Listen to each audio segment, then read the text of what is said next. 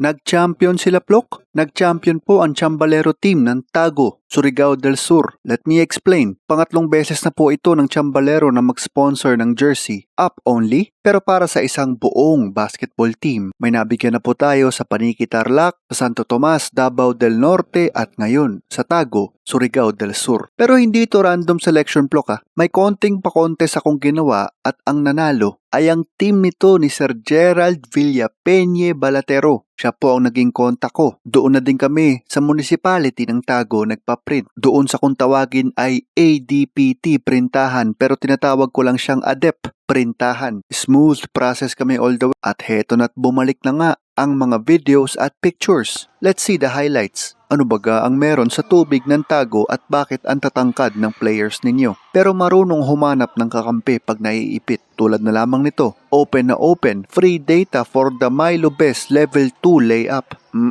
Another one, through traffic, medyo Pinoy step, free data to the hole.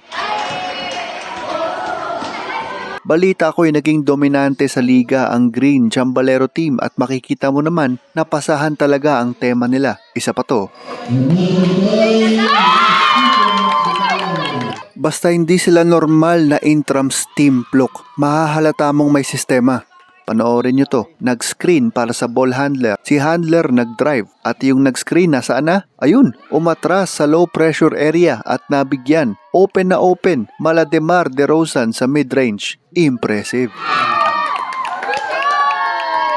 Eventually, nag-champion sila, Plok. Parehas sa 3x3 at sa 5-on-5. Nangyari yan noong November 2024. At noong December, nag-3-peat pa sila sa kanilang provincial athletic meet. Aba, grabe naman kayo, GNHS ballers. O gamot National High School ballers. Pansamantalang jersey bearers lang sila ng Chambalero. Pero gayon pa man, we are proud of you. Maraming salamat Surigao del Sur para sa collaboration na ito. Third jersey project complete. Thank you, Plok. And congratulations sa inyong championship.